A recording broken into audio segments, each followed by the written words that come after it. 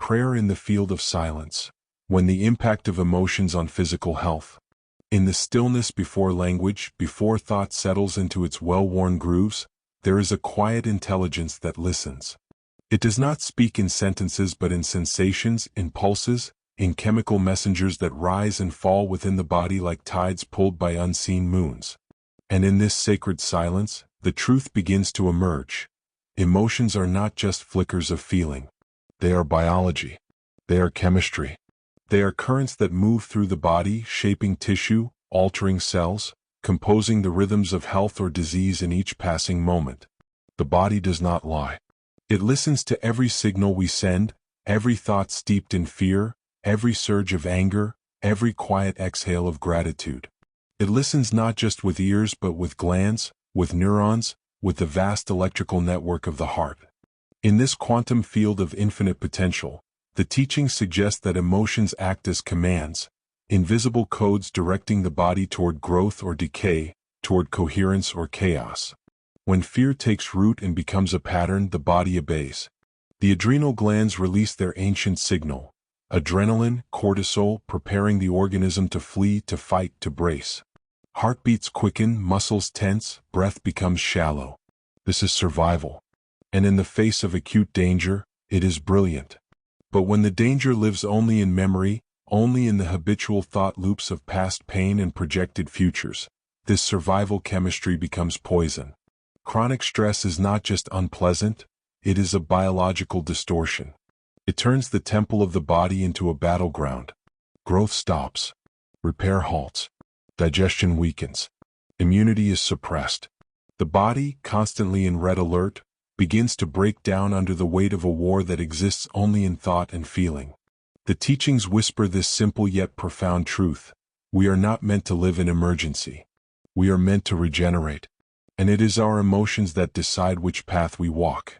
The stories of disease are often stories of emotion unprocessed. Grief held too long, anger turned inward, anxiety rehearsed daily like a ritual. Over time, the body memorizes these emotions, until they become traits rather than states. The same thoughts lead to the same emotions, which signal the same chemical messengers, which reinforce the same thoughts. A loop is created, and the body becomes the mind of the past. And still, we wonder why change feels impossible. But how can we heal the body while rehearsing the same emotions that made it sick? How can we become whole while feeding the chemistry of separation, despair, and unworthiness? The field offers a way forward. It begins with presence, the radical act of noticing. To feel an emotion rise, to pause, to observe without judgment. This awareness is the first breath of freedom. It opens the door to choice. The body, though conditioned, is not fixed. It is plastic. It is responsive. It can be rewired. And the wiring begins with emotional energy. Gratitude is not just pleasant, it is regenerative. It shifts the autonomic nervous system into coherence. It balances heart rhythms. It increases immune markers. In just a few days, the simple act of feeling genuine appreciation can increase protective antibodies, soften inflammation, and bring the body into healing. Love, too, is a frequency, not a sentiment but a state of biology. It opens the heart, bathes the system in oxytocin, slows the breath, brings the brain into synchrony. Joy, peace, awe. These elevated emotions are not the reward for healing. They are the path toward it. To meditate is to rehearse these emotions before life gives us a reason. To breathe deeply is to signal safety to the body.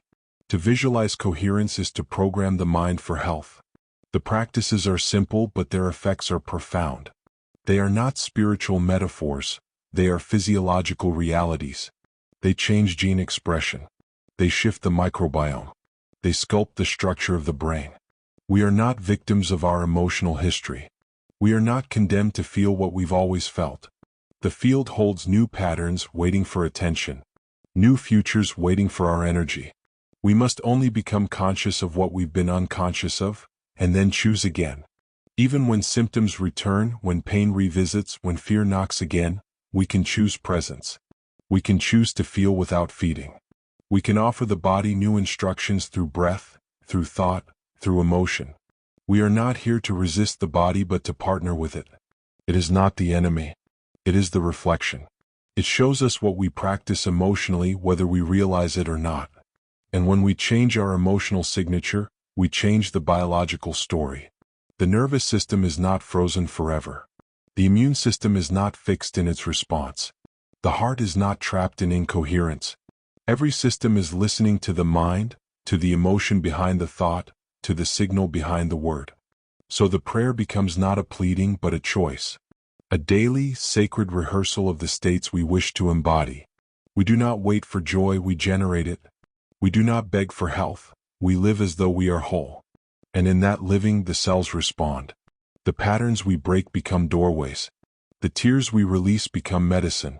The stillness we enter becomes the operating system for change.